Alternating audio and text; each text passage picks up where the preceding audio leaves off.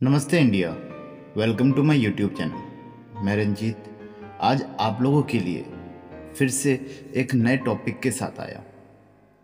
जैसे कि हमारे दैनिक जीवन में जिस चीज़ की हमें सबसे ज़्यादा ज़रूरत है या हमें ऊपर उठने के लिए या कर्म करने के लिए जिस चीज़ की सबसे ज़्यादा आवश्यकता होती है वह है मानसिक संतुलन।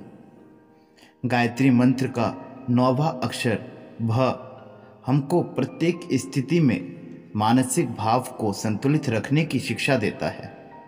मानसिक उत्तेजनाओं को छोड़ दो, सभी अवस्थाओं में मन को शांत और संतुलन रखो। शरीर की उष्णता का मात्रा अधिक बढ़ जाना यानी शरीर की गर्माहट का अधिक बढ़ जाना को ज्वर कहलाया जाता है। नॉर्मल शब्दों में हम बुखार कहते हैं और वही जर अनेक दुष्परिणामों को उत्पन्न करता है। वैसे ही मानसिक ज्वर होने से उद्वेग, आवेश, उत्तेजना, मदहोशी, आतुरता आदि लक्षण प्रकट होते हैं। आवेश की प्रबलता मनुष्य के ज्ञान, विचार, विवेक को नष्ट कर डालती है। उस समय वह न सोचने लायक बात को सोच सकता है और जो कार्य उसे पहले गलत लगता था उन्हें ही वह करने लगता है। ऐसी स्थिति मानव जीवन के लिए हमेशा डेंजरस ही होती है। विपत्ति पड़ने पर अथवा किसी प्रकार की लड़ाई झगड़े होने पर लोग चिंता, शोक, निराश, भय, घबराहट, क्रोध आदि के वशीभूत होकर मानसिक शांति को खो बैठते हैं। इसी प्रकार कई बड़ी सफलता मिल जाने पर या संपत्ति प्राप्त होने पर मद, मत्सर, अति हर्ष, अति भोग आदि दोषों में फंस जाते हैं। इस तरह कोई भी उत्तेजना मनुष्य के आंतरिक स्थिति को नष्ट कर देता है। इसके फल से मनुष्य को तरह तरह की अनिष्ट परिणाम भोगने पड़ते हैं। जिन लोगों की प्रवृत्ति ऐसी उत्तेजित होने वाली अथवा शीघ्र ही आवेश में आने वाली होती है वे प्राय मानसिक निर्बलता के शिकार होते हैं।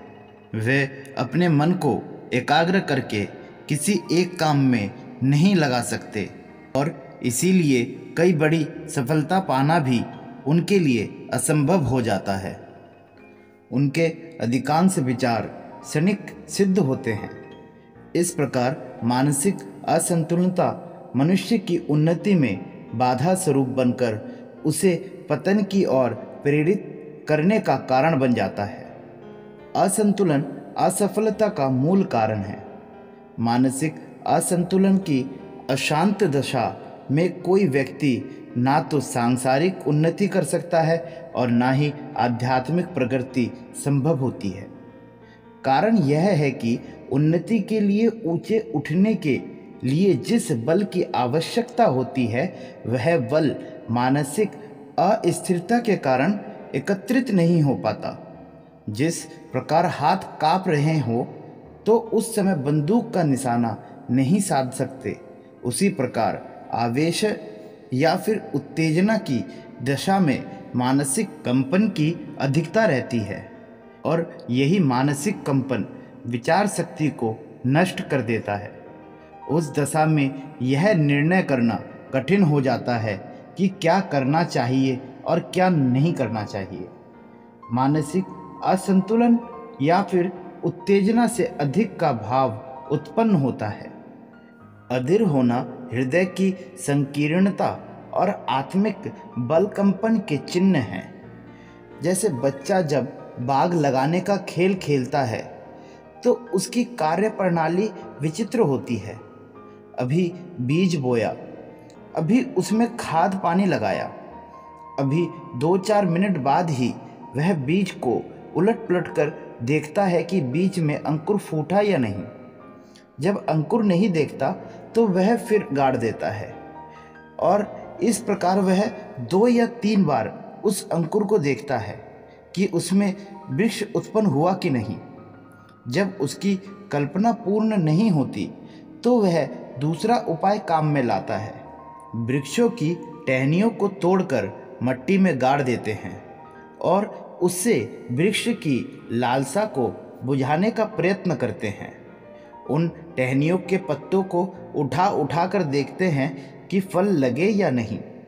यदि 10-20 मिनट में फल नहीं लगते, कंकड़ों को डोर से बांधकर टहनियों में लटका देते हैं। इससे अधूरे बाग से उनकी तृप्ति नहीं मिलती, फलत कुछ देर बाद उस बाग को बिगाड़ कर चले जाते हैं। कितने ही जवान या वृद्ध पुरुष भी उसी प्रकार से बाल क्रीड़ा में अपने क्षेत्र में यह सब करते हैं।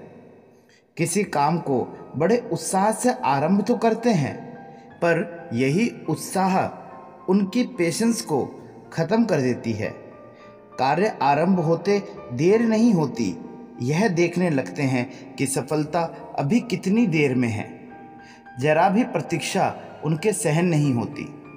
जब उन्हें थोड़ा ही समय में रंगीन कल्पनाएं पूरी होती नहीं दिखती तो वह निराश होकर उसे छोड़ बैठते हैं।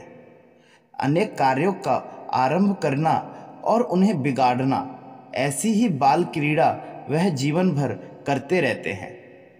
छोटे बच्चे अपनी आकांक्षा और इच्छा पूर्ति के बीच में किसी कठिनाई, दूरी या देरी की कल्पना नहीं कर पाते। इन्हीं बाल क्रीड़ा करने के अधीर पुरुष की भी मनोभूमि ऐसी ही होती है। यही कारण है कि प्राचीन समय में शिष्य जब गुरु के पास जाता था तो उसे पहले अपने धैर्य की परीक्षा देनी होती थी। गाय चढ़ानी पड़ती थी, लकड़ियाँ चुननी पड़ती थी। उपनिषदों में इसी प्रकार के अनेक कथाएं हैं। इंद्र को भी लंबी अवधि के लिए इसी प्रकार तपस्या पूर्ण प्रतीक्षा करनी पड़ी थी। जब वह अपने धैर्य की परीक्षा दे चुका, तब उसे आवश्यक विद्या प्राप्त हुई। प्राचीन काल में विज्ञ पुरुष जानते थे कि धैर्यवान पुरुष ही किसी कार्य में सफलता प्राप्त कर सकते हैं। इसीलिए धैर्यवान स्वभाव वाले छात्रों को ही विद्यायन कराते थे। चंचल चित्त वाले अधीर स्वभाव के मनुष्य का पढ़ना ना पढ़ना बराबर है। अक्षर ज्ञान हो जाना या अमुक कक्षा का सर्टिफिकेट ले लेने से कोई विशेष प्रयोजन सिद्ध नहीं होता। आतुरता एवं उतावली का स्वभाव जीवन को असफलता बनाने वाला एक भयंकर खतरा है। रुई को कपड़ों के रूप तक पहुंचने के लिए कई कड़ी मंजिलों पार करनी पड़ती है और कठोर व्यवधानों में होकर गुजरना पड़ता है। सिर्फ कपड़े को देख के ही रुई को देखने का आशा नहीं करना चाहिए। उसके पीछे उसकी परिश्रम, उसके कठोरता या उसने किस प्रकार से मंजिल को पार किया, यह देखना आवश्यक है।